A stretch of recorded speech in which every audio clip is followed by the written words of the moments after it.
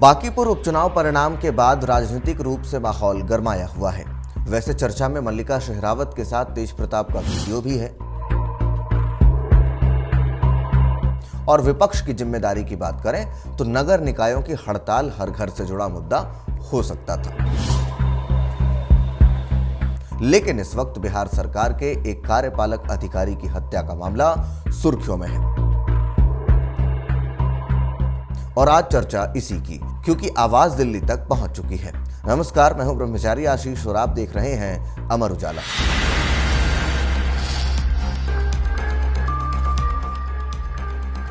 तेजस्वी यादव से मीडिया उम्मीद लगाए बैठा था कि वह बांकीपुर उपचुनाव परिणाम के बाद राजद प्रत्याशी की जमानत जब्ती पर बात करेंगे, लेकिन उन्होंने आश्चर्यजनक रूप से रिजल्ट के अगले दिन प्रेस कॉन्फ्रेंस बुलाया भी तो इस पर चुप्पी मारे रहे।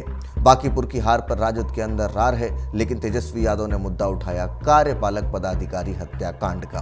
हत्या को लेकर वह बात तो कर रहे थे, लेकिन निशाने पर पूरे समय रहे भारतीय पुलिस सेवा के अधिकारी विकास वैभव। वही विकास वैभव जो करीब 11 साल पहले राष्ट्रीय जनता दल अध्यक्ष लालू प्रसाद यादव के खिलाफ बिहार बंद के दौरान केस और चार्जशीट दाखिल कराने पर भी चर्चा में आए थे। हाँ, वही जो उसके बाद महागठबंधन सरकार के आते ही पटना एसएसपी पद से हटा दिए गए थे, वह केस भी महागठबंधन सरकार बनने पर वापस कर लिया गया था। फिर तेजस्वी यादव अभी इस हद तक क्यों भड़क गए हैं? तेजस्वी यादव ने विकास वैभव को एनडीए सरकार में एक उप मुख्यमंत्री का रिश्तेदार बताया। दिवंगत कार्यपालक पदाधिकारी की पत्नी ने जिस विधायक पर वसूली और हत्याकांड का आरोप लगाया, उसका भी करीबी बताया। क्या क्या कहा तेजस्वी यादव ने, सुनिए। और डेहरी नगर पालिका कार्यपालक अधिकारी विमल कुमार जी की जो हत्या की गई, परसों हम उनके परिजनों से भी हमारी मुलाकात हुई थी। जिस प्रकार से हत्या की गई और जो मुख्य हत्या का जो आरोपी है वो एनडीए लोजपा के डेहरी के विधायक सोनू सिंह हैं, और उनको जो है बचाने का हर एक प्रयास सरकार में बैठे लोग या पुलिस में बैठे लोग जो है कर रहे हैं। कि जो उस रेंज के जो आईजी साहब हैं उनका सोनू सिंह जी के साथ संबंध अच्छा है और कई एक कार्यक्रम में सोनू सिंह उनके साथ जो है उठते बैठते रहे हैं। और कुछ लोगों का तो ये भी कहना है वहाँ के लोगों का कि सोनू सिंह ही इनके कार्यक्रम में भी फंड करते हैं। अब ये तो जांच इन्वेस्टिगेशन का मामला है कि पुलिस जो है इस विषय पे क्या जांच कर रही है। और जो आईजी साहब हैं वो ऑलरेडी डिप्टी सीएम के रिश्तेदार भी हैं, ये किसी से छुपा नहीं है। क्या मुख्यमंत्री और दो उप मुख्यमंत्री हैं, क्या उनके कहने पे एनडीए के जो विधायक हैं सोनू सिंह, क्या उनको जो है बचाने का काम किया जा रहा है? मुख्यमंत्री के पास समय नहीं था। एक दिन पहले आशुतोष राणा का कार्यक्रम तमाशा देखने के लिए गए थे, लेकिन पीड़ित परिवार से मिलने के लिए 5-5 घंटा 7-7 घंटा सीएम हाउस पूरा परिवार बाहर खड़ा रहा। लेकिन तेजस्वी यादव का होमवर्क थोड़ा कमजोर रहा। उन्होंने कहा कि मर्डर वेपन नहीं मिला है, लेकिन यह तो हत्या के अगले दिन ही मिल गया था। लेकिन होमवर्क के अभाव में वह ऐसी गलतियां तो करते रहे हैं। चलिए हम उसे नजरअंदाज करते हैं, क्योंकि तेजस्वी यादव के हमले के बाद से चर्चा में मगध रेंज के आईजी विकास वैभव हैं। तो सबसे पहले यह जानिए कि तेजस्वी यादव ने जिस आईपीएस अधिकारी पर आरोप लगाया वह एनडीए की सरकार में ही 3 जुलाई 2023 से 9 मई 2026 तक तकरीबन 3 साल अज्ञातवास में थे। ऐसे अज्ञातवास में कि आईपीएस अधिकारी रहते हुए भी उनकी जिम्मेदारी सामान्य प्रशासन विभाग के पास थी। उन्हें पुलिस का कोई काम नहीं दिया जा रहा था। बीहड़ नक्सली क्षेत्र में क्रांतिकारी बदलाव से लेकर पटना की स्मार्ट पुलिसिंग तक के अनुभवों के रहते हुए भी इसी एनडीए सरकार में विकास वैभव एक तरह से बैठा दिए गए थे। जिन उप मुख्यमंत्री को तेजस्वी यादव उनका रिश्तेदार बता रहे हैं, वह मंत्री के रूप में तत्कालीन मुख्यमंत्री नीतीश कुमार के सबसे करीबी थे, बिल्कुल दाएं हाथ। खैर, सवाल यह है कि तेजस्वी भड़के हुए हैं तो क्या पिता वाला बदला लेना चाहते हैं, क्योंकि विकास वैभव की सबसे ज्यादा चर्चा अनंत सिंह को गिरफ्तार करने को लेकर होती रही है। लेकिन अब तो वह राजद नहीं जदयू के विधायक हैं और जहां तक विकास वैभव का सवाल है तो उनसे तो कांग्रेस के पूर्व प्रदेश अध्यक्ष और राज्य सरकार के लंबे समय से मंत्री रहे अशोक चौधरी का भी बड़ा पंगा हो चुका है। मतलब नेताओं से उनके पंगे होते रहते हैं, क्योंकि कानून के सामने वह किसी की नहीं सुनते। तो वजह कहां है आखिर? अब एक बार तेजस्वी यादव के वीडियो का यह हिस्सा भी देख लीजिए।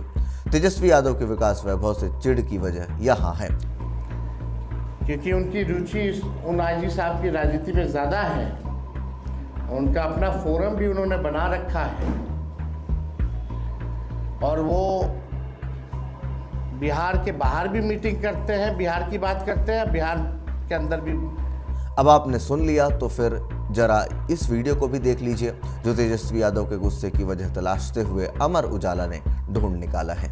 यह वीडियो है तो एक सामान्य कार्यक्रम का, लेकिन तेजस्वी यादव के लिए इसमें मैसेज बहुत बड़ा है। दरअसल यह यादव समुदाय का एक बड़ा कार्यक्रम बाबा बख्तौर की पूजा का है, जिसमें विकास वैभव को मुख्य अतिथि बनाकर बुलाया गया था। आईपीएस विकास वैभव ने आइए प्रेरित करें बिहार यानी लेट्स इंस्पायर बिहार नाम से सामाजिक मुहिम चला रखी है। ऐसे कई वीडियोज हैं जहां विभिन्न जातियों के युवा इस संगठन के बैनर तले जुट रहे हैं और जातीयता को छोड़ बिहारी अस्मिता के लिए कुछ करने की चाह के साथ इस मुहिम से जुड़ रहे हैं। तेजस्वी यादव के नजरिए से आईपीएस विकास वैभव नेतागिरी करते तो दिख रहे हैं, लेकिन जातिगत जनगणना के इस दौर में कोई जातीयता को तो बिहारी अस्मिता की पुनर्जागरण की बात करे तो दर्द समझना मुश्किल नहीं। ईओ साहब की जो हत्या हुई डेहरा में, आप डेहरी में, उसमें वहाँ के आईजी साहब ने, मगध रेंज के आईजी साहब जो हमारे लेट्स इंस्पायर बिहार के प्रणेता भी हैं, हमारे मार्गदर्शक भी हैं, उन्होंने इन्वेस्टिगेशन करी, अनुसंधान करी, उसकी बातें सामने रखी है। माननीय नेता प्रतिपक्ष श्री तेजस्वी यादव जी के द्वारा कुछ ऐसी बातें कही गई जो हम लोग निस्वार्थ भाव से लगे हुए व्यक्तियों को थोड़ी पीड़ा पहुंचाई। आज हम उसी मकसद से बैठे हुए हैं अपनी बात को कहने के लिए।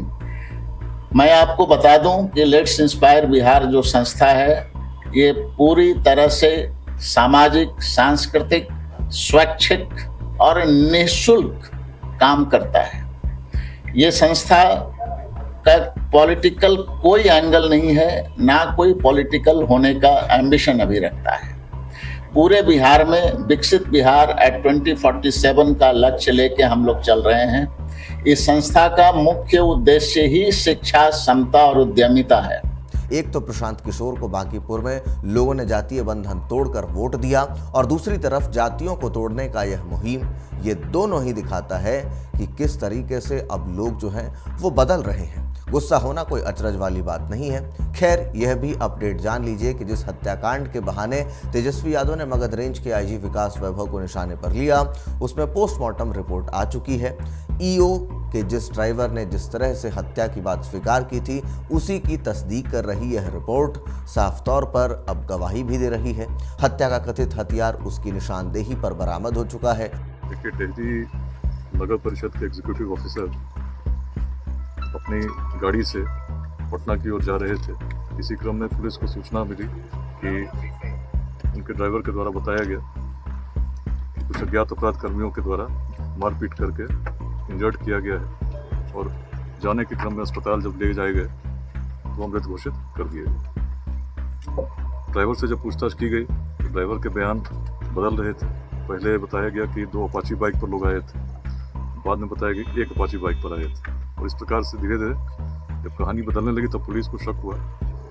पूछताछ जब प्रारंभ हुई तो कुछ समय के बाद ड्राइवर ने स्वीकार किया कि उसने स्वयं उनकी हत्या की है। उसका कारण बताया कि लंबे समय से अत्यधिक ड्यूटी के कारण तनावग्रस्त चल रहा था और समय समय पर बहस होती थी, जिसका अन्य जो स्टाफ है नगर परिषद के, उनके द्वारा भी पूछे जाने पर पता किया जा सकता है। उसने ये भी बताया कि कल दिन में भी काफ़ी बहस हुई थी और उसके पश्चात रात में जब रास्ते में दोनों साथ में यात्रा कर रहे थे तो अचानक फिर किसी बात को लेकर उसका कहना है कि उसने कहा कि मुझे पेशाब करने जाना है और उसको रुका गया। कहा गया कि अभी रुकना नहीं। इसी बात को लेकर इमीडिएट तनाव हुआ और उसने गाड़ी रोकते हुए लड़ाई शुरू की। उसी में जो गाड़ी के पीछे एक रॉड रखा था, प्लम्बिंग रॉड था, उससे पहली बार गाड़ी में हिट किया। जब एग्जीक्यूटिव ऑफिसर नीचे उतरे तो फिर लगातार कई बार उसने रॉड से जो यहाँ स्पॉट्स पे ब्लड मार्क्स मिले उसको कैसे मिले उसने बताया है। और उसके बाद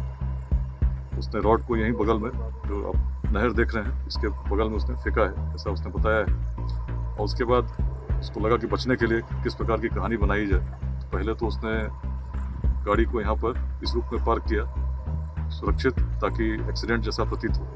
फिर बाद में उसे लगा कि शायद ऐसा इस कहानी में संदेह होगा, तब उसने ये अपाची वाली कहानी बना करके फ़ोन किया अपने किसी स्टाफ को, जहाँ से पुलिस को इस कहानी की जानकारी हुई। पुलिस सभी बिंदुओं पर इन्वेस्टिगेट कर रही है। फोरेंसिक टीम भी आई, उन्होंने घटनास्थल को इंस्पेक्ट किया है, उनसे भी हम लोग रिपोर्ट ले रहे हैं। जो बातें अभी प्रकाश में आई हैं इन सभी बातों का हम लोग सत्यापन कर रहे हैं। अंतिम निष्कर्ष तक पहुँचने से पहले हर बिंदु पर अनुसंधान करके ही इसमें हम कुछ फाइनली कह सकते हैं। अभी तक जो बात आई मैंने आपसे शेयर कर दी। और लोगों की सर संलिप्तता हो सकती है क्या इसमें? देखिए अभी तक जो उसने बताया है और जो क्राइम सीन से जैसा दिखता है तो वैसा ही प्रतीत हो रहा है, कहानी वही है। लेकिन अब उसमें जैसा मैंने आपसे कहा सारे बिंदुओं पर सत्यापन हम लोग करेंगे। हाँ, यह जरूर है कि पुलिस दिवंगत ईओ की पत्नी के आरोपों की जांच करते हुए विधायक की संलिप्तता का एंगल ठीक से जांचे।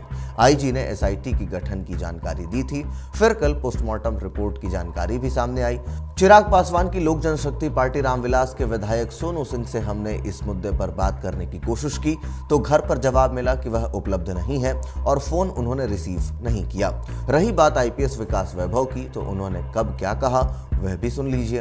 अब चूंकि बात बांकीपुर चुनाव में राजद की जमानत जब्ती से शुरू हुई थी तो यह भी सुन लीजिए कि जिस बात पर राजद के विधायक भाई वीरेंद्र और प्रदेश प्रवक्ता शक्ति यादव में ठनी हुई है, उस सवाल को लेकर तेजस्वी यादव का रिस्पांस क्या रहा। जल्दी आएगा, चिंता मत कीजिए। बिहार में राजनीति के अंदर खाने क्या चल रहा है, अमर उजाला लगातार सामने लाता रहा है।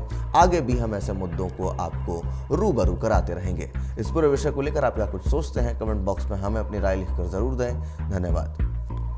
आपके राज्य की खबरें, आपके शहर की खबरें सबसे पहले जानने के लिए देखते रहें अमर उजाला।